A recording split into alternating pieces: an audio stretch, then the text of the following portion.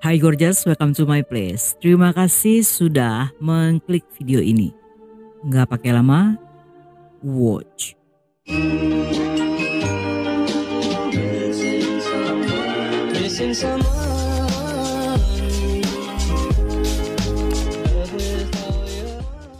Pada 20 Mei 2021 sekitar jam 1 siang, di daerah Barangay Bagong Silangan, Quezon, Filipina, seorang pengembala sapi bernama Ray yang saat itu sedang mengawasi ternaknya makan rumput, tiba-tiba mencium aroma busuk yang menusuk hidung.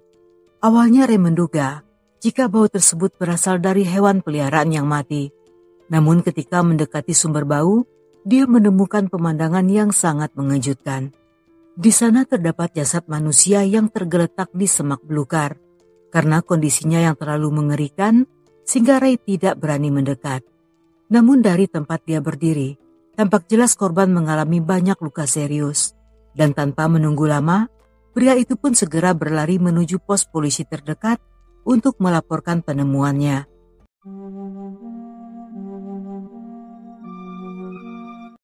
Saat polisi tiba di TKP, mereka menemukan korban dalam kondisi mengenaskan, di mana tubuhnya dalam mengalami pembusukan yang cepat akibat dari pengaruh suhu panas. Korban yang dalam keadaan polos serta wajah rusak itu diperkirakan telah tewas selama 3 hari sebelum ditemukan. Di beberapa bagian tubuhnya juga terdapat luka bekas gigitan hewan dan 2 buah daun kayu yang menempel pada bagian pribadinya.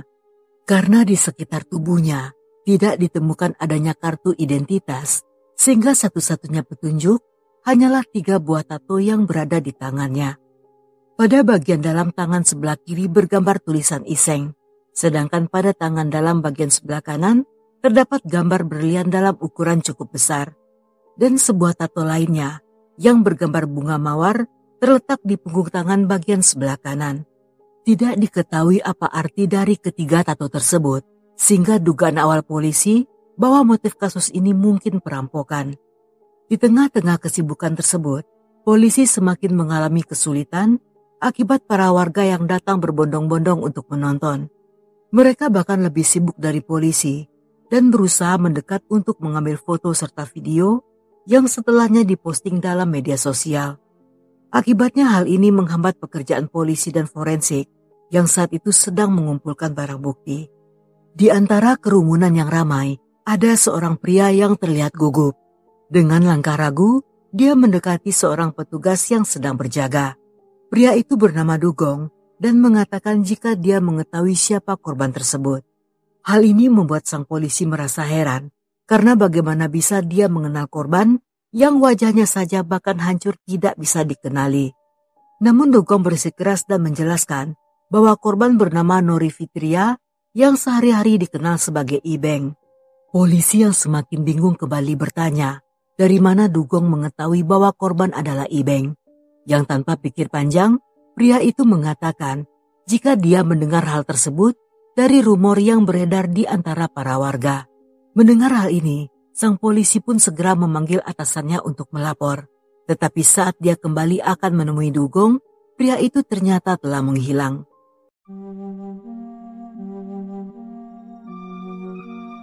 Ibeng dan kedua adiknya merupakan anak dari pasangan Cherry dan Romel.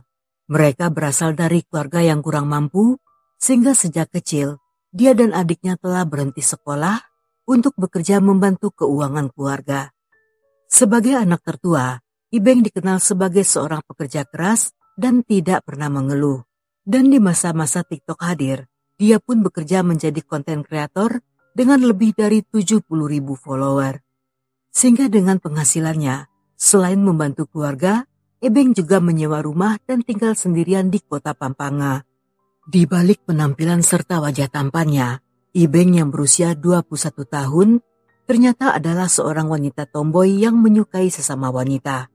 Dia bahkan telah memiliki pacar sebut saja bernama Grace, dan keduanya telah tinggal serumah serta seringkali membuat video TikTok yang memperlihatkan kedekatan hubungan mereka. Seminggu sebelumnya, Ibeng yang saat itu sedang bertengkar dengan sang kekasih memutuskan pulang ke rumah orang tuanya untuk menenangkan diri.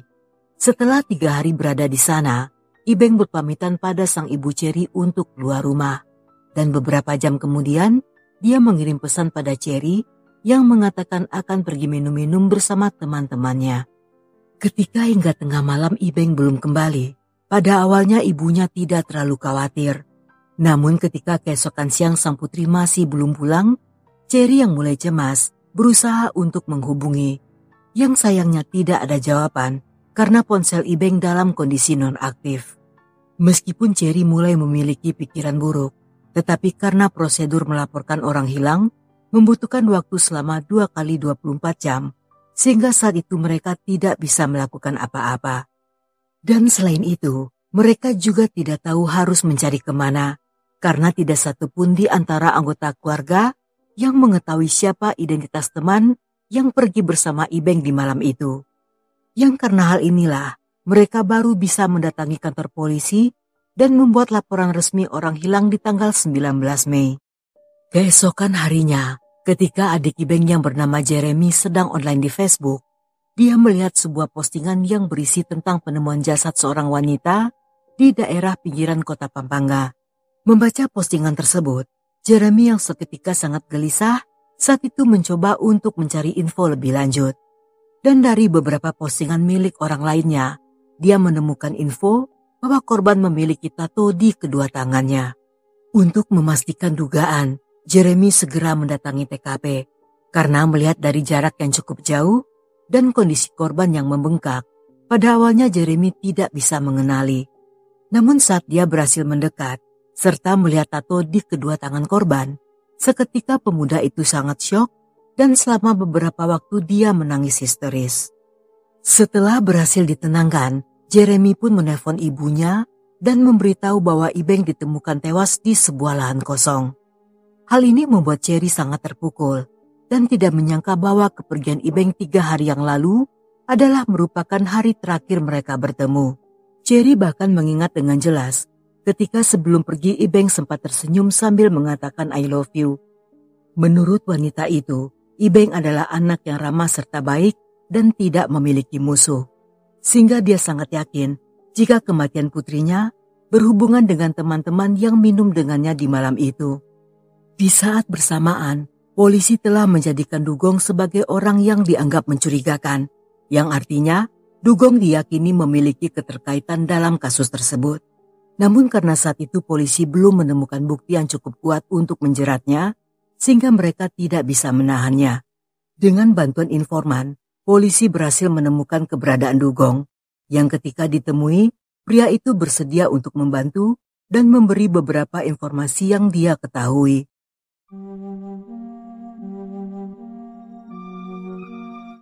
Keesokan harinya sekitar jam 7.30 malam, Dugong yang telah berada di kantor polisi saat itu mulai ditanyai, terutama tentang bagaimana dia mengetahui bahwa korban adalah Ibeng. Bagi polisi hal ini cukup aneh, karena Jeremy yang merupakan adik Ibeng membutuhkan waktu cukup lama untuk mengenali kakaknya.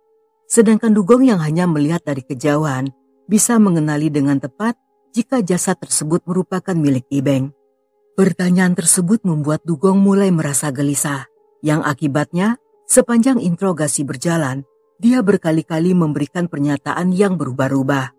Pada awalnya dia mengaku tidak mengenal Ibeng, tetapi sesaat kemudian Dugong mengatakan bahwa dia mengetahui jika korban adalah Ibeng berdasarkan dari info beberapa orang di media sosial.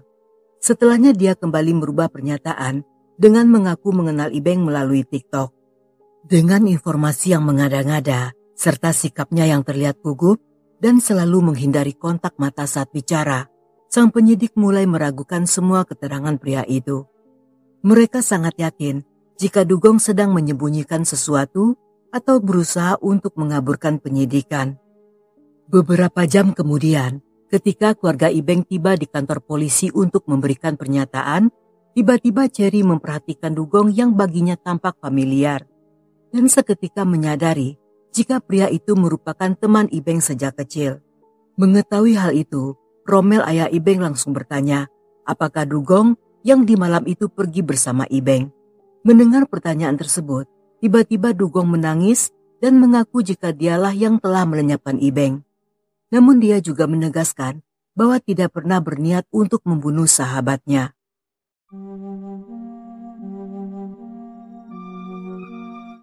Yang terjadi sebenarnya, di malam itu, Dugong, Ibeng dan seorang teman lainnya bernama Kristal pergi hangout sambil minum-minum hingga mabuk.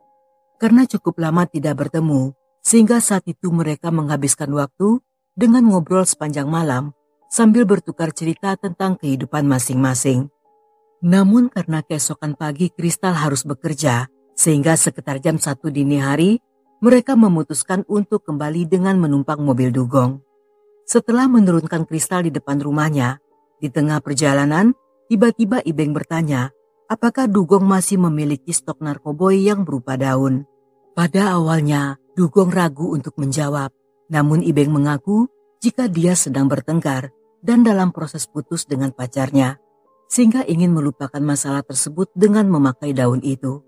Mendengar temannya yang sedang patah hati, seketika Dugong menawarkan untuk mengajak Ibeng ke rumah bandar narkoboy bernama Joel dan Richard. Joel dan Richard merupakan teman baik, dan di kawasan tersebut, keduanya dikenal sebagai gangster yang cukup berpengaruh. Sedangkan Dugong sendiri adalah pelanggan tetap dari Joel, sehingga dia dilayani dengan sangat baik. Saat berada di sana dan sambil menunggu, kedua pria itu mulai mengeluarkan minuman dan daun tersebut yang diberikan pada Dugong secara gratis. Sedangkan Ibeng sendiri memilih untuk minum dan tidak duduk bergabung bersama mereka. Beberapa waktu kemudian, Joel kembali mengeluarkan stok lain berupa narkoboy yang berbentuk tawas.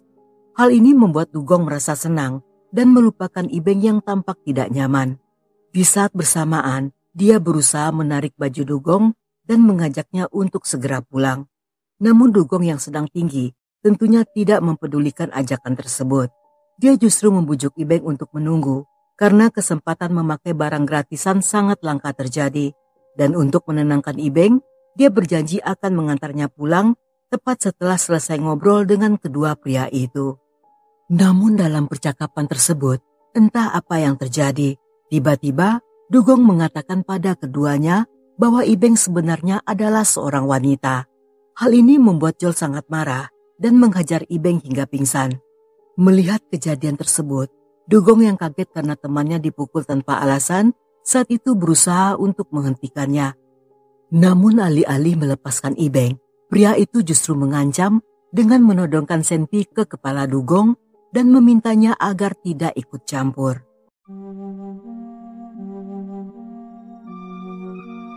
Dalam masa-masa ini, Joel memerintahkan Dugong untuk membawanya ke lahan kosong yang berada di pinggiran hutan kecil bernama Sitio Bakal yang letaknya berada di pinggiran desa. Karena ketakutan, dia pun mengikuti perintah itu. Namun ketika akan mengangkat tubuh Ibeng, tiba-tiba sebuah SMS masuk ke ponsel milik Ibeng. Pesan tersebut berasal dari Kristal yang menanyakan di mana keberadaannya. Karena tidak ingin Kristal merasa curiga, dengan berpura-pura menjadi Ibeng, dia pun segera membalas pesan tersebut dan mengaku saat itu telah tiba di rumah serta akan segera istirahat. Setelahnya Dugong memasukkan Ibeng ke dalam mobil yang dibawa menuju tempat yang dimaksud, dan setibanya di sana, Dugong memarkirkan mobilnya di pinggir jalan. Namun setelah menurunkan Ibeng yang dibaringkan di pinggiran pepohonan rimbun, Joel dan Richard kembali memukulinya hingga babak belur. Saat itu Ibeng yang sudah sadarkan diri mencoba untuk berusaha melawan, namun usahanya sia-sia karena tidak kuat melawan dua pria asli yang memiliki tenaga setan. Tidak tahan dengan siksaan tersebut, Ibeng pun memohon bantuan pada Dugong, tetapi pria itu tampak tidak berdaya dan hanya bisa menyaksikan dari kejauhan tanpa berusaha untuk ikut campur. Ketika tubuh Ibeng semakin lemah, Joel dan Richard secara bergantian memperkaosnya, yang di saat bersamaan Joel memerintahkan Dugong untuk mengambil sebuah batu besar dan memukul kepala Ibeng. Pada awalnya Dugong menolak perintah tersebut, namun dia kembali diancam dengan senpi yang membuatnya sangat ketakutan. Dengan terpaksa dia pun memukul kepala Ibeng, namun karena pukulan tersebut sangat pelan, sehingga hal ini membuat Joel marah dan mendorong tubuh Dugong sambil memakinya sebagai pengecut. Dengan emosi, Joel yang sedang memperkaos Ibeng, tanpa menghentikan aksinya, tiba-tiba merebut batu tersebut dari tangan Dugong dan memukul kepala Ibeng sekuat mungkin. Dan ketika Joel dan Richard telah selesai melakukan perbuatannya, masih di bawah todongan Senpi, kali ini mereka memaksa Dugong untuk memperkosa Ibeng. Dan jika dia menolak, maka Joel akan menghabisinya saat itu juga. Dugong yang istrinya baru saja melahirkan, seketika teringat dengan bayinya. Karena takut jika kedua pria itu akan menghabisinya, dengan terpaksa dia pun melakukan hal tersebut. Di saat itu Ibeng yang sedang sakaratul maut, sempat mengatakan sakit dan memohon agar Dugong berhenti. Hal ini membuat Dugong seketika menangis, yang justru ditertawakan oleh kedua pria itu. Mereka tertawa terbahak-bahak, menyaksikan Dugong yang dilema serta ketakutan. Setelah semuanya selesai, Dugong segera pergi meninggalkan tempat itu dan berjalan menuju ke mobilnya. Dia sudah tidak peduli jika seandainya saat itu Joel menembaknya. Namun setibanya di mobil, ternyata dia tidak bisa pergi karena kunci mobil telah lebih dulu diambil dan dikantongi oleh Joel. Karena tidak punya pilihan lain, Dugong terpaksa harus tetap berada di sana dan menunggu kedua pria itu menyelesaikan aksinya. Namun ketika Dugong mengira jika semua telah berakhir, tiba-tiba Joel mengambil sebuah dahan kayu runcing yang berukuran sebesar tangan pria dewasa. Dia pun meminta Richard untuk melebarkan kedua kaki Ibeng, yang setelahnya kayu tersebut dimasukkan ke dalam bagian pribadi Ibeng. Ibeng yang sudah tidak bisa berbuat apa-apa, saat itu hanya bisa menangis sambil menatap Dugong yang duduk di dalam mobil. Seolah tidak berhenti di sana, kali ini Joel kembali mengambil sebuah dahan lain yang kemudian dimasukkan ke bagian tubuh belakang Ibeng dan membuat gadis itu seketika tewas di tempat. Melihat Ibeng yang telah tewas, seketika para pria itu menjadi panik, sehingga untuk menghilangkan jejak, Joel menyeret tubuh Ibeng masuk lebih jauh ke dalam lahan tersebut, menuju ke sebuah lokasi yang lebih tertutup. Setibanya di sana, dia pun menyembunyikan Ibeng di dalam semak-semak yang kemudian ditutupi dengan daun-daun kering. Dalam serangan tersebut, Ibeng mengalami penyiksaan selama 2 jam, yang dimulai dari jam 2 dini hari hingga selesai pada jam 4 subuh. Dan setelah kematiannya, para pelaku mengambil semua barang-barang Ibeng, termasuk ponsel, jam tangan, dan kalung emas yang selalu dipakainya. Setelah meninggalkan tempat tersebut, mereka kembali ke rumah masing-masing dan bersikap seolah tidak terjadi apa-apa. Namun Dugong yang merasa sangat bersalah, saat itu semalaman tidak bisa tidur, sehingga ketika jasad Ibeng telah ditemukan, Dugong yang sangat cemas memutuskan untuk memberitahu polisi tentang identitas korban.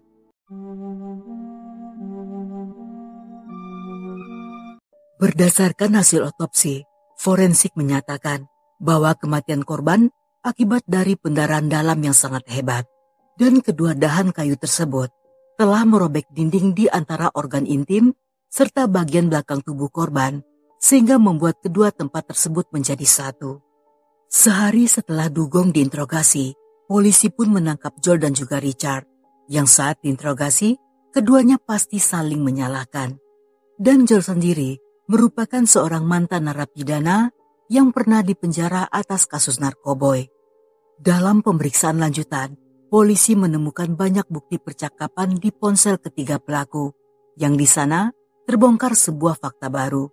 Menurut polisi, pada awalnya niat Joel murni untuk merampok, tetapi saat mengetahui bahwa Ibeng adalah seorang wanita tomboy, seketika pria itu merasa marah. Namun hal yang paling mengejutkan, bahwa dalang utama dari perampokan tersebut adalah Dugong yang merupakan sahabat Ibeng. Sebelum kejadian, dia telah mengirim pesan pada Joel untuk mengatakan jika di malam itu, dia akan membawa seorang mangsa, yang artinya dalam interogasi awal, Dugong telah berpura-pura lugu dan menumpahkan semua kesalahan pada kedua pelaku lainnya. Mengingat bahwa di saat kejadian Ibeng hanya minum dan tidak ikut memakai narkoboy, sehingga polisi meyakini jika pengakuan Dugong yang mengatakan bahwa Ibenglah yang meminta narkoboy jenis daun tersebut juga merupakan kebohongan pria itu yang bertujuan untuk menutupi motif kejahatan yang sebenarnya. Dan Dugong melakukan ide gila tersebut karena ternyata dia memiliki banyak hutang pada Joel, yang dengan merampok Ibeng, dia berharap jika uang hasil penjualan dari barang-barang tersebut bisa digunakan untuk melunasi semua hutang-hutangnya.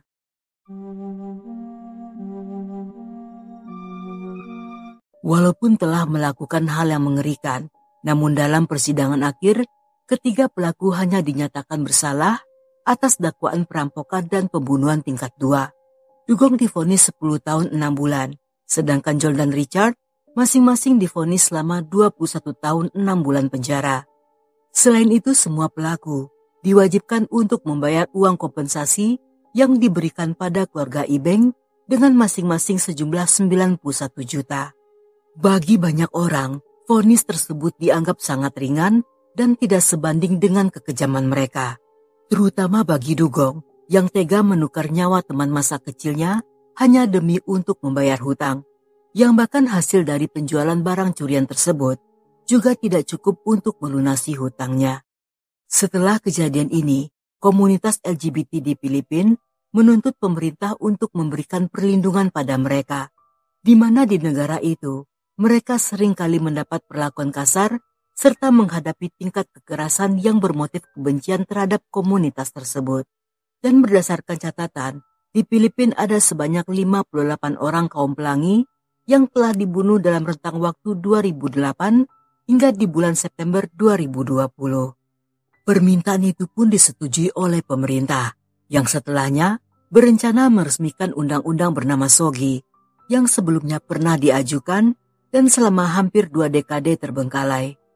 Dalam undang-undang tersebut, pemerintah melarang diskriminasi berdasarkan orientasi seksual, identitas gender dan ekspresi.